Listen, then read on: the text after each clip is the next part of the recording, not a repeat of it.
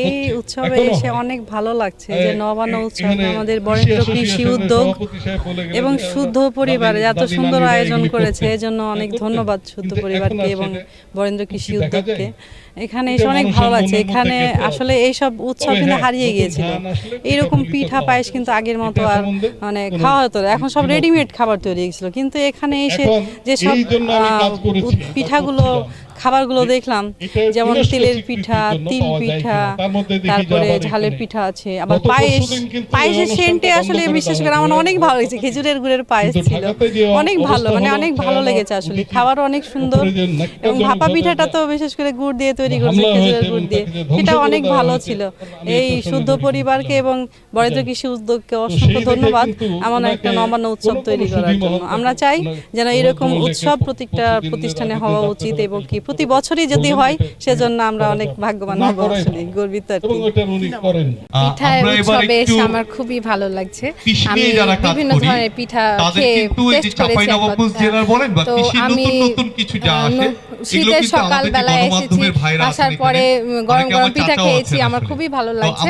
আমি চাই এরকম প্রোগ্রাম আরো বেশি বেশি হোক, যাতে আমাদের ঐতিহ্যটা আমরা ধরে রাখতে পারি, আমাদের নতুন প্রজন্মের কাছে আমরা পৌঁছে দিতে পারি। এক কথায় নবান্ন উৎসব একটা প্রাচীন বাংলার উৎসব, এটা প্রাচীন কাল থেকেই চলে আসছে। সেই সময় নামটা ছিল কিন্তু আসলে শুরু হয়েছিল আমলি উৎসব দিয়ে, আমলি উৎসব, সেটাই কালক্রমে এখন নবান্ন হয়ে গেছে। কিন্তু নবান্ন হলেও ঘটনা যেটা হচ্ছে সেটাও কিন্তু ওই বছরের প্রথম দিনটাকে সেলিব্রেট করতো, সেটাই হলো আমলি, এবং ওটা এখন নবান্ন নামে আধুনিক কালে চলছে আর কি।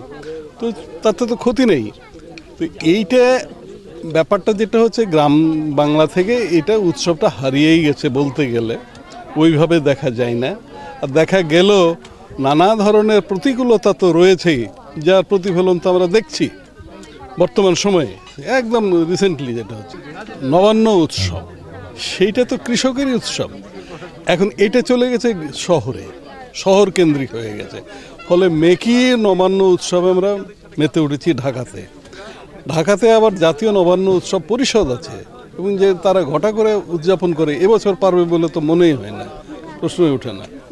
তো এই যে অবস্থাটা এখন, এইগুলিকে কৃষককে সচেতন করে এরকম যদি আমরা তাদের মধ্যে জিনিসটা যদি বুঝাতে পারি যে না এটা তোমাদেরই উৎসব, ওটা অন্য কোনো জায়গা থেকে আসে নাই, এটা কৃষকের উৎসব।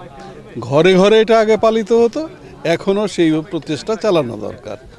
আপনারা জানেন যে বরেন্দ্র কৃষি উদ্যোগ অনেক বছর ধরে কৃষি নিয়ে কাজ করছে। অনেক সময় শুধু নিজেদের বাণিজ্যিক কৃষি না বা নিরাপদ খাবার নিয়ে তো কাজ করি, এটা আপনারা জানেন। এর সাথে হচ্ছে কৃষকদের বিভিন্ন অধিকার নিয়েও কাজ করি। এর সাথে যেটা আমাদের কাছে মনে হচ্ছে যে আমাদের চাঁপাইনবাবগঞ্জ বা এদেশের কৃষির ঐতিহ্য নবান্ন উৎসব যদি অগ্রহায়ণ মাসে বলা হয়, বাট আমরা শীত মৌসুমে করি। আমাদের আসলে কোনো উদ্দেশ্য বলতে এই একটা ঐতিহ্যকে ধারণ করা এবং পর্যায়ক্রমে এগিয়ে নিয়ে যাওয়া।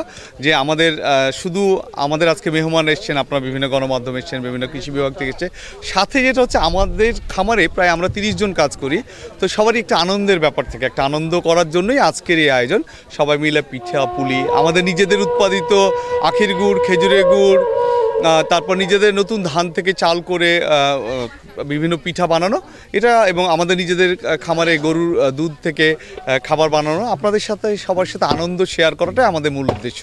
এবং আমরা চাইবো যে কৃষিটা এগিয়ে যাক। আমরা উদ্বৃত্ত জেলার মানুষ, কৃষিতে প্রক্রিয়াকরণটা আসুক, বেশি হোক, যারা স্টেক হোল্ডার আছেন তারা এটা এগিয়ে নিয়ে যাবেন এই আশা করি আর কি। এগুলো নিয়েই আসলে মানে কোনো উদ্দেশ্য বলতেই শুধু আনন্দ করা, কৃষি লোকজনকে নিয়ে একটা উদযাপন করা, আসলে এটুকুই আর কি।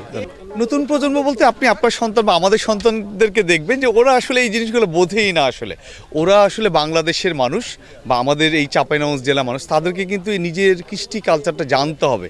তা আমাদের এই আয়োজনগুলো যদি আমি করেছি যেমন, বা আমাদের বরেন্দ্র কৃষি উদ্যোগ করেছে, অনেকে করবেন, করলে হবে কি আমাদের বাচ্চারা তাদের নিজেদের ঐতিহ্যগুলো ভুলে যাবে না, ভবিষ্যতে ধারণ করতে পারবে এবং যুগ যুগ ধরে এটা এগিয়ে নিয়ে যাবে। এটা একটা আশার ব্যাপার আসলে।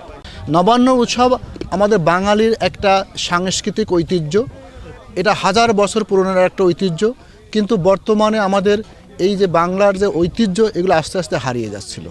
আমাদের এই উদ্যোক্তা মঞ্জুরা আলম, উনি একেবারে মাঠের মধ্যে, কৃষি খামারের মধ্যে এই ধরনের একটা আয়োজন করে কৃষক এবং বিভিন্ন কর্মকর্তা, সাংবাদিকদের মিলে যে অনুষ্ঠানটার আয়োজন করছেন, এটা এক কথায় বলা যায় যে আমাদের চমৎকার একটা অনুষ্ঠান।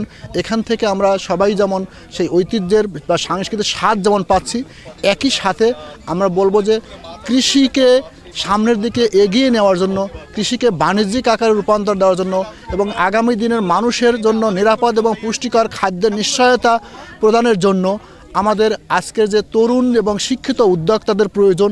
আজকের এই জায়গাটাতে অনেকেই শিক্ষা নিতে পারবে। আমি যারা এখানে আগমন করেছেন তাদেরকে পরামর্শ দিব এই ধরনের উদ্যোগী হওয়া, যাতে আগামী দিনে আমরা মানুষের জন্য নিরাপদ এবং পুষ্টিকর খাদ্যের নিশ্চয়তা দিতে পারি। আমরা এখানে যারা আছি সাধারণ কৃষক, কর্মকর্তা এবং সাংবাদিক সবাই মিলে আমরা এই ঐতিহ্যটাকে ধরে রাখবো এবং কৃষিকে আরও সামনের দিকে এগিয়ে নিতে আমরা সবাই যার যার জায়গা থেকে ভূমিকা রাখবো।